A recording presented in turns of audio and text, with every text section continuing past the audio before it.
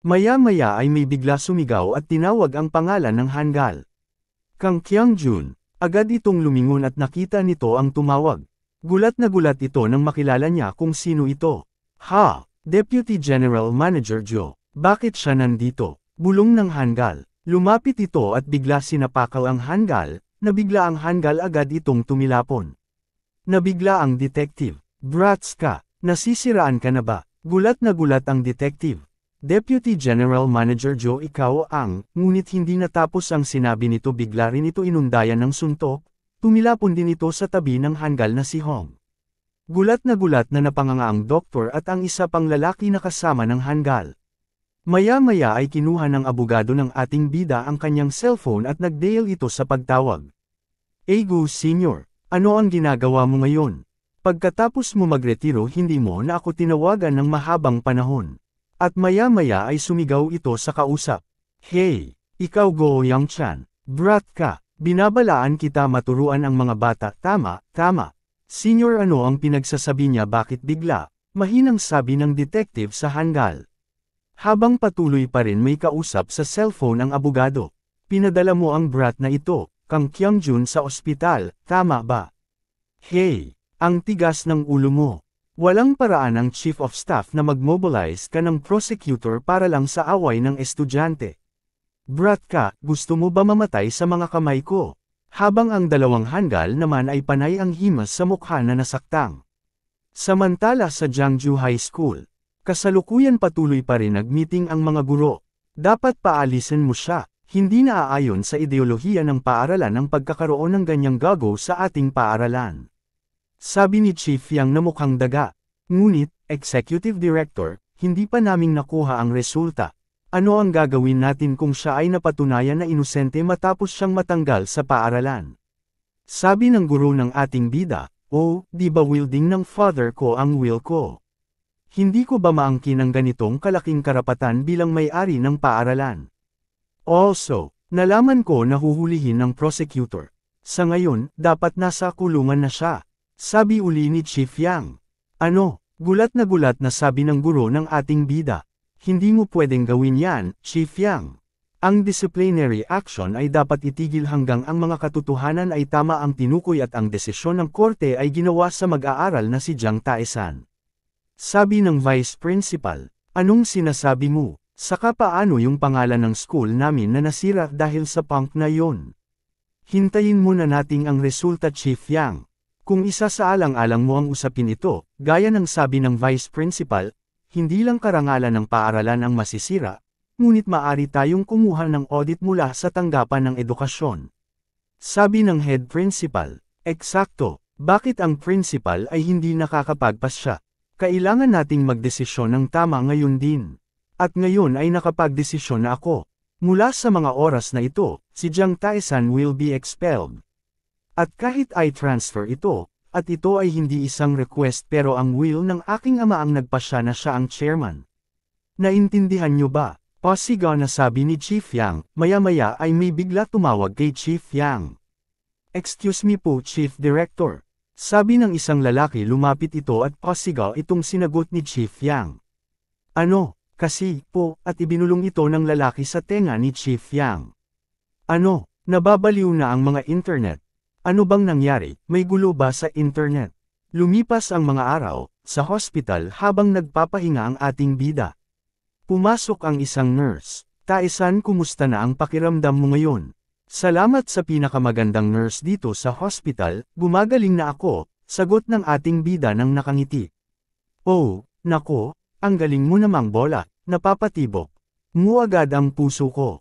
Taesan playboy ka diba? Sabi ng nurse, kahit pilitin mong itago ang katotohanan malalaman din. Sagot ng ating bida, sagot ng magandang nurse, kung mas bata ka lang nuna ng 5 years, yayain sana kita ay date. At commendat pa ang ating bida at ng thumbs up ng dalawang daliri. Kahit na ito ay mga walang laman na salita, ang sarap sa pakiramdam. Sabi ng magandang nurse na kinilig pa ito, umorder ako ng pizza. Sabi ng ating bida habang nakatingin sa laptop, ano? Sabi ng nurse na bahagya nagulat ito. Sabi ko dapat ka muna kumain ng snacks. Sabi ng ating bida, Taesan, bakit ba ganyan kaganda ang ugali mo? Sabi ng nurse, well, hindi lang basta maganda ugali ko, pero meron din ako. Ano yun? Tanong ng nurse. Meron din ako pera, at malaking halaga.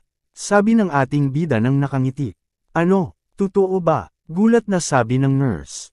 Oo, Nuna. Sige, sige at magtapat ka na sa akin. Bulong ng ating bida nang nakangiti. Tama, dapat ay kumita ka ng malaki at para malaman kung paano ka nabubuhay, ang pera ang pinakamahalaga sa lahat. Sabi ng nurse habang hinimas ang ulo ng ating bida, ehe. Sabi ng ating bida, maya-maya ay nagpaalam na ito. Cation, huwag kang maglaro ng games, dapat magpahinga ka din, thank you sa pizza. Tumingin lang ating bida sa nurse na palabas na at bamulong ito. Hindi naman ito laro, hindi talaga siya naniniwala sa akin. Sabi ng ating bida nang nakangiti. Tumingin ito sa laptop, tama, wala dapat makaalam. Muling tinignan ng stocks. Ngayon ang dami ng pang-araw-araw na trading volume is tens of billions at ang profit ay, muli pinahit ang mousepad.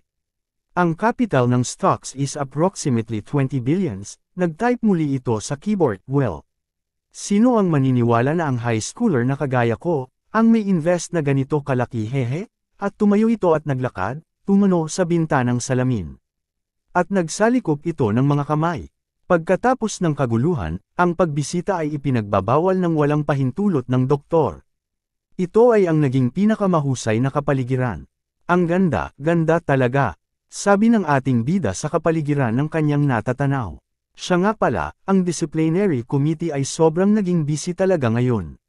Maraming naging dahilan. Ayaw ko lang makibalita. Samantala sa Jiangju High School kasalukuyan pinanood nila Chief Yang, principal at mga guro, ang video sa laptop. Ayoko pumasok sa parehong school sa mga katulad ninyo, pinagpawisan si Chief Yang. Ayaw ko sa amoy ng kimchi na kinakain mo sa umaga. At ayaw ko rin narinig ang mga tunog ng mga gulong pinapasok mo sa mga idiot mo utak, Kiki, at sinasabi ko nakakadiri lang para makita ang mga pangit nyo pagmumukha. Bakit mo ba ako ginugulo pati ang mga kaibigan ko, sino ba ang freak? Ano, ito, sabi ni Chief Yang na hanggal habang pinanood ang video sa laptop. Hindi tama na gumawa ka at panuurin sa panbubugbog sa iyon mga kaibigan at pagnanakaw ng kanilang pera. Habang nanonood ang mga guro sa laptop. Pero magkaibigan pa rin tayo.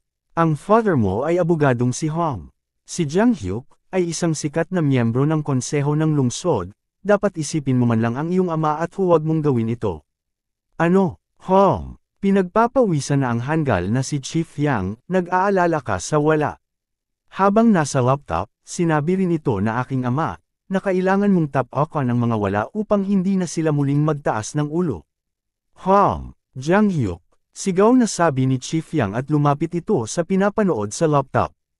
Kaya dahil dyan ligtas ka kahit na binugbog ang mga kaibigan mo kasama ang mga senior at junior. Dahil sa suporta ng tatay mo. Siyempre anak nitong chairman at head ng administrative office ay friend ng daddy ko. Basta ibinato ko ang pera sa kanila, solve na lahat, Kiki. Nang laki ang mata ni Chief Yang sa napanood. Ano? Bakit lumabas ang pangalan ko dito? Ang nakaraan at ng panahon na yun kausap ng ating bida ang kanyang abogado. Gaano kalayo ang gusto mong puntahan ko? Nag-isip ang ating bida at ngumiti ng nakapikit. At iniabot nito ang cellphone na may video na nakarecord lahat-lahat. Siguraduhin mong pababagsakin mo sila, sabi ng ating bida. At sa kasalukuyan binaksak ni Chief Yang ang kanyang kamao sa lamesa. Ano ito? Galit na galit habang nanunood, ito sa video sa laptop. Habang tinitignan siya ng principal at mga guro, hindi ito makaimik. Kasalukuyan hindi mapakali ang mga guro, nagkakatinginan ang mga ito. Maya-maya ay may tumawag sa cellphone ni Chief Yang. Hello, pasigan itong sagot, at unti-unti itong kumalma. Dad, anong nangyayari sa mga oras na ito? Buwisit ka, sigaw sa kabilang linya. Bahagya inilayo ni Chief Yang ang cellphone sa tenga. Alam ko nagkakagulo dyan. Bastard ka. Hindi kumikibo ang mga guro na napapakingan ang nagsasalita sa cellphone. Hintayin mo ako, brat ka. Pupunta ako sa school ngayon din. Dinig din ng mga principal ang sinabi ng nasa kabilang linya, at ini-off na ang cellphone ni Chief Yang. At hindi ito makakibo. Samantala sa Blue House, Ang internet ay naging mas maingay kaysa dati. Ang kasong ito ay masusing ay imbestigahan. Sabi ng lalaki spokesperson ng Korea, si Hong Jang-hyuk, sigaw ng mga reporter nang pumasok ito sa pinto. Panay ang kuha ng mga camera picture dito picture doon. Totoo bang pinipressure mo ang prosecution at pulis? Maaari bang sagutin mo ito? Tanong ng mga reporter. Ang iba ay panay ang click ng camera. Humihingi ako ng tawad sa lahat ng gulo. Si Hong Jang-hyuk ay nagbitiw bilang miyembro ng konseho ng lungsod dahil sa opinyon ng publiko. Habang ang lalaki at sa likod niya ay may nayuko lalaki. Hiyang-hiya ako sa sarili ko. Sabi ng lalaki na kayuko, at si Superintendent Park Dong-sok ay tinanggal sa trabaho. At sa opisina ng school, ang hepe ng opisina ng distrito ay inalis din sa kanyang posisyon. Lumipas ang araw, linggo at buwan. Makikita ang bus habang paparating, at ang ating bida ay naghihintay at papasok sa school habang may earphone sa tenga. Lahat sa labas ay naayos na, bulong sa isip ng ating bida. Katulad ng isang magic na pera lang ang makakagawa, bulong ng ating bida habang paakay sa bus. At habang nakaupo sa bus nakatanaw ito sa labas ng bintana. Ang ganda ng mundo, diba? At maya-maya ay tumigil ang bus, napatingin ito sa sumakay. Ang kanyang crush, at sumulyap ito sa kanya. Napatingin ang ating bida, "Hi. Ang ganda talaga ng mundo. Akin na ang bag mo." Sabi ng ating bida habang iniaabot ang kanyang kamay. Number 32 ang top sa class. Ang favorite ko babae si Lee Yeren. Sabi ng ating bida. "Sorry." Sagot ng babae. "Napansin niya ako. Ibigay mo sa akin ang bag mo at hahawakan ko para sa'yo." Sabi ng ating bida. "Okay lang, kaya ko siyang hawakan, isa lang naman." Sabi ni Lee Yeren. Nakatingin naman ang dalawang babae sa likod ni Lee Yeren. "Oh, isa itong pick-up line. Sa tingin ko mabigat yan, at komportable naman ang mga kamay ko na hawakan ang bag mo." Sige, thank you." "Oh, my God," ang babaeng ito nagpasalamat siya sa akin. May nakapansin naman sa kabaitan ng ating bida. Sino ang lalaking iyon? Talagang ang gwapo niya. Lahat ng kababaihan ay humanga sa ating bida sa loob ng bus, at patuloy na yumandar ang bus. Maya-maya, "Excuse me, okay ka lang ba?"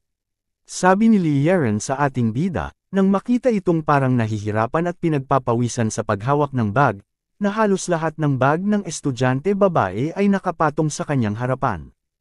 "Okay lang," sagot ng ating bida na bahagyang ngumiti. "Kailangan nating tulungan ang isa't isa sa mahirap sa mundong ito." Kahit gaano kakagandang lalaki, ay nagiging tanga kapag nakilala niya ang kanyang unang pag-ibig, bulong ng ating bida. Ang mga babae, muling sinulyapan ng ating bida ang nakasimangot na si Lee Yeren.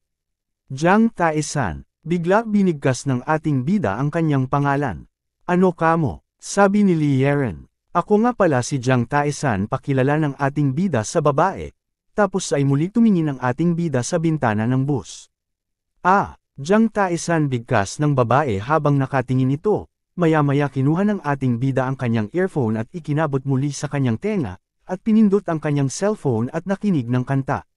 "Yesterday all my troubles seemed so far away, now it looks as though they're here to stay." Isang lalaking estudyante mula sa Jangju High School na nagsimulang sumakay. Sa parehong bus noong nakaraang taon, parati siyang walang kumpiyansa, nakayuko ang mga balikat. Yun ay bago ang mag-summer break, ngayon ay malaki na ang pinagbago niya, at maya-maya ay huminto na ang bus at nagbabaan na ang mga estudyante. "Yeren, ano ba ang ginagawa mo? Mail late ka na." Sigaw ng kaklase ni Yeren. "Okay," sagot ng babaeng si Yeren na bahagya nagulat. Samantala sa loob ng room ng Jangju High School. "O Jang Tae-san," sigaw ng mga kaklase ng ating bida, at tumalon ang isa at handang sipin ang ating bida na nakatungo, pero hindi naman itinuloy. Kawawang brat, ito ang panahon ng pagsubok. Sa sandaling bumalik ka, sinampal nito ang ating bida, ngunit nailegan lang ito. Sumugod naman ang isa at nanuntok, "Baliw kang, punk ka. Kung ako yun, na-stuck ako sa ospital at lalabas na lang ako pagkatapos ng exam." Muling umilag ang ating bida. At ang isa naman ay nagkakarate. "Magpasalamat ka na sa kasiyahan mo ng pagnanakaw ng mga inumin mula sa silid ng ospital." Muntik na ko dun at muli ay nakailag ito. "Hindi mo pa nakuha ang numero ng mga nurse. Bakit ka bumalik sa school?" Sabay-sabay na sigaw ng kanya kaibigan na kaklase. "Desarmahan yan. Sigaw ng isa, ito na ang oras. Sabi naman ng isa, ngayon na. Sigaw din ng isa, nagtakip ng tenga ang ating bida. Sorry, sigaw ng ating bida, nagkaroon ka ng concussion, kaya dapat ito ang makukuha mo. Magpasalamat ka. Muling sigaw ng kanyang mga kaibigan na binibiro ang ating bida na pinagkakaisahan ito. Nikatikip ng tenga at nakayuko ang ating bida na nabibingi sa mga kaibigan nito. Tumayo ang ating bida at umarte lumuluha ito. Maraming salamat sa inyo guys. Ang cool mo kaya nagseselos din ako, sabi ng mga kaibigan nito. Nakatayo sa kanyang harapan ang kanyang mga kaibigan kaklase na pare-parehong nakasalikop ang mga braso ng mga ito. Iniisip nila na ang pag-ibig at pagkakaibigan ay umaapaw lamang kapag nagbabagi sila ng doble pagmumura. Ang mga magagandang at mapagmahal na ang mga lalaking ito, maya-maya ay nagsimula na ang klase. Tapos na kayong mag-aral para sa exam, tama ba? Out of the 5 liberal arts classes in 2nd grade art class came in last in the last exam, abangan na lang natin kung sino naman ang mag-embara sa homeroom teacher na ito.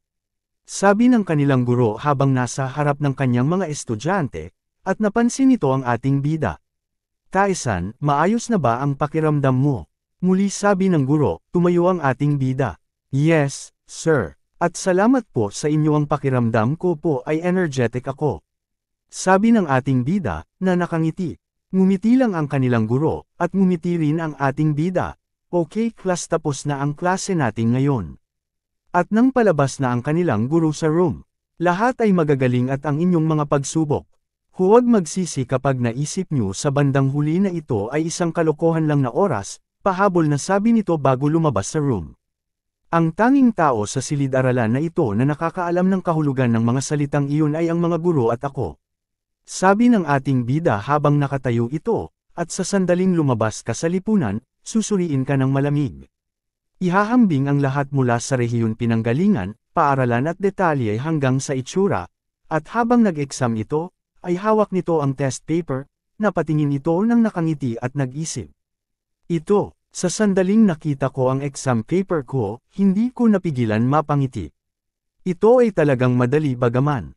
Nagpapatuloy ang isa pang araw na iba sa nakaraan, habang patuloy na sinagot ang mga test paper. Lumipas ang oras sa bus. Kunin mo ito, naghintay ako ng ilang araw para ibigay ito sa'yo. Iniaabot ng ating bida ang chocolate bar sa babaeng si Lieren. Sorry, bahagya pagtataka ng babae. Gagawin mo ang iyong sisot sa lalong madaling panahon, tama. Ang sweet ang the best. Para sa panandalian pag-memorize. Sabi ng ating bida. Oh, may gusto yung guy na yon kay Senior Yeren. Kainis, alam kong maganda siya. Hayes, gusto ko rin ng chocolate. Sabi ng tatlong babae na nasa bandang likod na naiinis habang nakikita nila ito. Salamat, sabi ni Lieren sa ating bida na tinanggap ang chocolate. Senior ka na, pwede mo ako kausapin ng komportable, second year na ako, tama. Hindi ka pa nakakilala na lalaki nagmamalasakit sa'yo ng ganito, bulong ng ating bida, at nang may mga hanggal na nakapansin sa ating bida, sa likuran ng bus. Hey, kalokohan ang ginagawa ng brat na ito. Sabi ng lalaking hanggal, nagawa mo ba ng maayos ang exam? Tanong ng ating bida sa babae. Well, oo, sagot ng babae, at nagtanong naman ito. Ikaw naman, ginawa ko rin ng maayos, sagot ng ating bida, talaga. Yung ekspresyon nyo parang nakakuha ka ng perfect score. Tumanggo lang at ngumiti ng maaliwalas ang ating bida, talaga. Sabi ng babae. Ikaw ang nangungunang estudyante sa Jiangju Girls High School, tama ba? Ako din, sabi ng ating bida. Narinig ito ng mga babaeng nasa likod ni Lieren. Oh, dapat siya ang number 1 sa buong school. Sabi ng isang babae, ang cool niya at ang husay mag-aral. Sabi naman ng isa, napaka-perfect niya. Sabi naman ng isa habang mga kinikilig ang mga ito. Sa tingin ko ay pinadali ng guro ang exam na ito. Sabi ng ating bida, napatingin naman si Lieren, meron ka bang cellphone? Kung ayos lang sa'yo, pwede mo bang sabihin ang iyong number? Inilabad ng ating bida ang kanyang cellphone. Padadalhan kita ng cheering message from time to time sa sisot cheering message. Sabi ng ating bida, 017327. Sabi ng babae, habang inilalagay naman ng ating bida ang numero ng babae. Ngumiti naman ang ating bida habang naisave ang numero nito. Sa tingin ko nagpapalitan sila ng phone numbers, sabi ng isang babae sa likod na parang naiingit ang mga ito. Patuloy umardar ang bus na sa hindi maalis ang ngiti ng ating bida na nakikita sa bintana ng salamin. Muli ay tinignan siya ng babae, maya-maya ay bumaba na ang babae at ang ibang estudyante at kinawayan ito ng ating bida. At muli umardar ang bus. Yahoo! Tuwang sabi ng ating bida at tinignan pa sa cellphone ang numero ni Lee Yeren. Tuwang-tuwa na kinilig pa ito. At biglang may sumigaw sa likuran ng ating bida. Hey, brat! Bahagya lumingon ang ating bida, nakita nito ang ilang kalalakihan sa likuran ng bus. Lumapit ka nga dito, pasigaw na sabi nito. Ha! Sabi ng ating bida, bastard ka, hindi mo ba narinig ang sinabi ko? Sabi ng hanggal na matabang lalaki. Ang sabi ko lumapit ka dito. Information Industry High School, Siriam Club. Ang Siriam ay isang Korean folk wrestling style at traditional na pambansang sport ng Korea sa modernong anyo na ang bawat kalahok ay nagsusuot ng sinturon na bumabalot sa balakon at hita. Parang sumo. Ang sabi ko lumapit ka. At dinuro nito ang ating bida. Ang punk na ito ay parang daga. Sabi ng hanggal. Si Choi Hyuk-chan bulong ng ating bida sa pangalan nito. Siya ay itinampok sa local newspaper at minsan. At sinabi sa akin na lalaking iyon. At tumayo ang ating bida at lumakad papalapit. At nang makalapit ay, narito na ako, oh, ano ngayon? Sabi ng ating bida, ano ngayon? Gulat ng lalaking mataba, nasisiraan na ba siya ng bait ang bastard na ito? Sigaw ng isang hanggal, Hyuk-chan ano ang dapat nating gawin? Kalagkarin ko ba siya pababa? Sabi naman ng isa pang hanggal, ibigay mo sa akin ang phone number, si Yeren ay paborito ko. Sabi ng lalaking mataba, para kang malansa isda na nasa impyerno. Anong ibig mong sabihin na favorite? Bulong ng ating bida. Paano kung ayoko? Pangasar pa ng ating bida. Ano? Itong bastard na ito. Gigil na. Sabi ng lalaking mataba. Ang sabi ko si Yeren ay akin. At inalog nito ang bakal sa bus. Pagod na ako at makarinig na sumisigaw na hayop sa Siberia. Ano? Lalong nagwala ang mga hanggal. Bastard ka, gusto mong mamatay. Pasigaw na sumugod ang hanggal. At bigla inupakan ng isa ang ating bida, ngunit mabilis ang mata ng ating bida. Nakita nito ang mga kamao nito at mabilis hinawakan ng ating bida ang kamao nito, at agad ibinalibag ito, at gigil na nagulat ang lalaking mataba. Sa nakita, napalingon ang ating bida sa likod. At patawa nitong sinabi, wow, relax lang, ngayon ang huling araw ng midterms. At itinaas ang mga kamay. Hindi mo ba ako mapapatawad? At sa iyo, hindi mahalaga ang exam sa mga nakatutuwang kasangkapan ngunit sa akin ito ay napakahalaga, sabi ng ating bida. Nakatingin na pinagpawisan ang dalawang hanggal. Pumili ng isang tahimik na araw, at ipagpatuloy natin ito pagkatapos. Habang hila nito ang kurbata ng ibinalibag niya kanina. Naintindihan mo ba yun tiyan? Nakangiting sabi ng ating bida. Shut up! Baliw kang bastard ka, babaliin ko ang B1 mo papunta sa likod mo. Sigaw ng hanggal na mataba at naglakad pa ito, bigla sumigaw ang driver ng bus. Students ano ba ang ginagawa nyo dito? Sabi ng driver, yumuko ang ating bida. Ano? Sabi ng driver, humihingi po ako ng paumanhin sa pagiging maingay namin dito. Sabi ng ating bida nang napayuko. Itong bastard na ito, sabi ng hanggal na mataba. Hindi alam ng mga halimaw na itong ngunit. Ang pangarap ko ay maging modelong mamamayan, bulong ng ating bida sa sarili habang nakayuko ito. Gusto kong mamuhay ng maayos sa ilang gusali sa Gangnam para kumita at may pocket money, ilang villa sa Jeju Island kung saan pwede akong magbakasyon sa tag-araw, at pribadong eroplano kung may kaunting oras pa ako. At habang nakayuko pa ito, may gustong tanggaling ang simpleng panaginip ko na ganito.